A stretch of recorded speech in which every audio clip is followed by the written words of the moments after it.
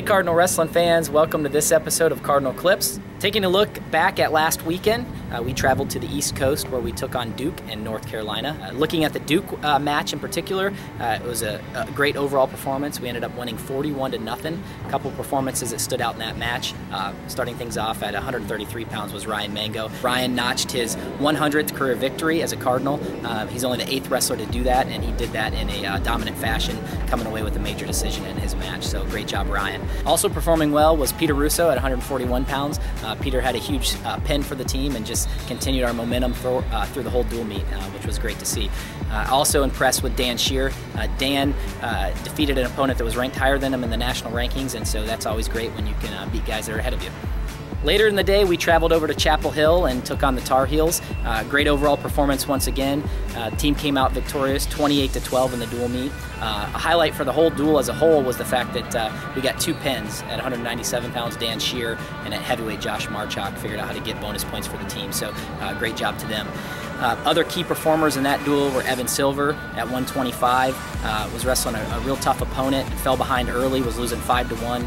Clawed himself back to tie the match at the end of the regulation, and then found out a way to get a takedown in overtime. So great job, Evan, and that really kick-started some momentum for us. Then really impressed with Kyle Meyer at 174 pounds.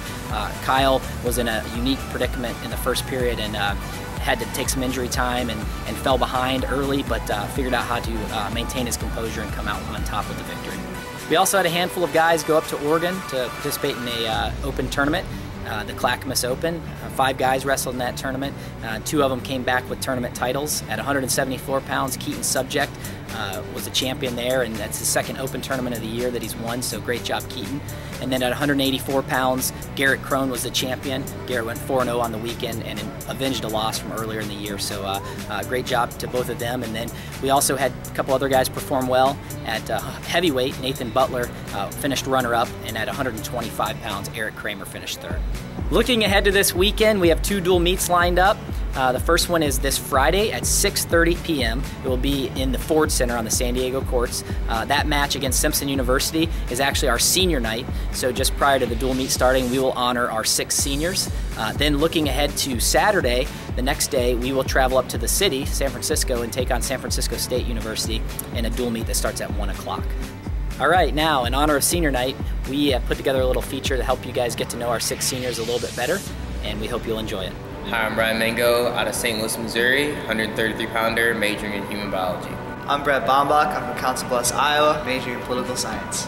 My name is Kyle Meyer. I'm originally from Mona, Missouri, and I'm majoring in psychology.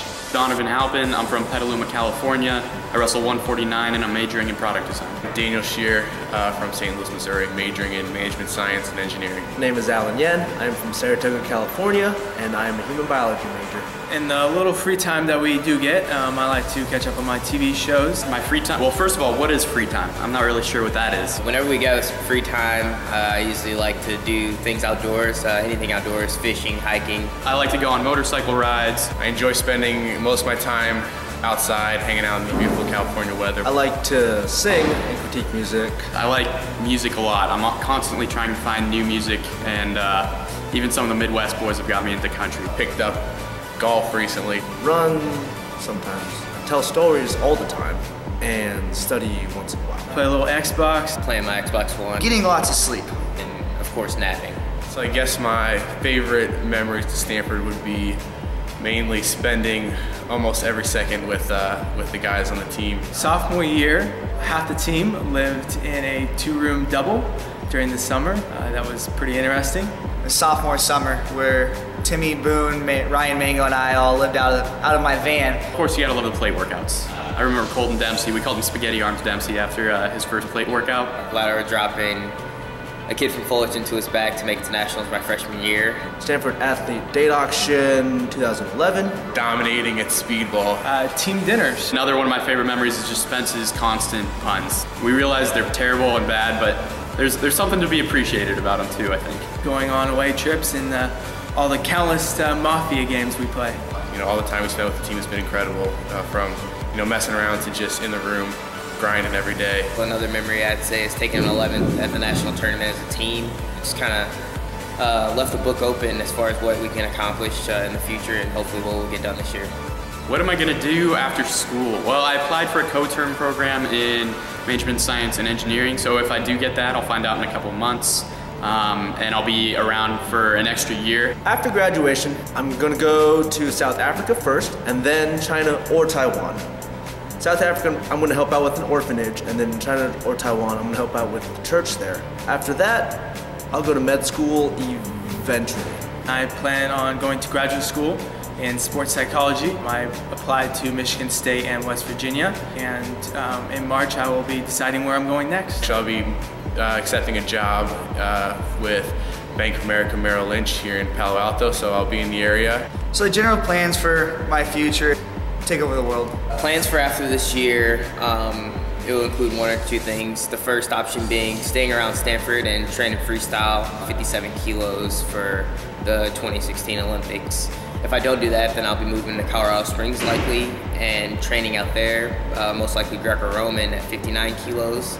During this time, academically, I'll be working in related fields and kind of figuring out what I actually want to do with my degree. One final message to my teammates, especially now it's the grind of the season, you know, people are wearing down, it's winter time. Remember why you started wrestling. You know, you love wrestling because it's fun. When you're really getting ground down and you're getting tired, just kind of tap back into that and have some fun in practice, you know, mix things up. There's a reason they tell you to fake it until you make it. It actually works. The happier you act, the happier you will feel. And that has helped me a lot throughout my career. This is gonna sound a little cliche, but my departing message is that you should live in the moment. 4 to 5 years it seems like a long time, but it's very short. And especially when you get an injury, it will take out a couple years. And you know, it's a great time, college is a great time, but don't look too far in the future because you'll be missing moments that are happening right in front of you. As a departing message, I guess, first off to the guys on the team, embrace the grind. I know they say it all the time and it gets rough at times, but it really does fly by quick. Realize what you have while it's here because it's something special. Also, take advantage of Stanford. It's an incredible place. The people here, the places, and all the opportunities you have. And then lastly, I just want to say thank you to my family, friends, mentors, coaches. I would have never made it this far without them, so thanks again. It's meant a whole lot. I just want to take this moment and just thank everyone that's been here throughout the whole last 5 years. It's been a great process. It's got some of the best memories, met some of the greatest people here on earth, and just want to really just thank everyone that's been a part of it. Lastly, I just wanted to take time to thank the fans and Stanford University. You know, the support system is awesome here, and it's been the best 5 years of my life. Moving forward, I'd say for our freshmen and younger guys on the team, you know, just enjoy the time you have here and really take advantage of it. Every day counts. And it seems like it's a grind while you're in it, but it really goes by fast. And for everyone involved in the Stanford community, thanks for giving me the opportunity and believing in me, and hopefully we'll stay connected in the future. That's going to do it for this episode of Cardinal Clips. We hope you'll join us on Friday at 6:30 p.m. to help send our seniors out with a bang. As always, go Cardinal, and remember, the color, not the bird.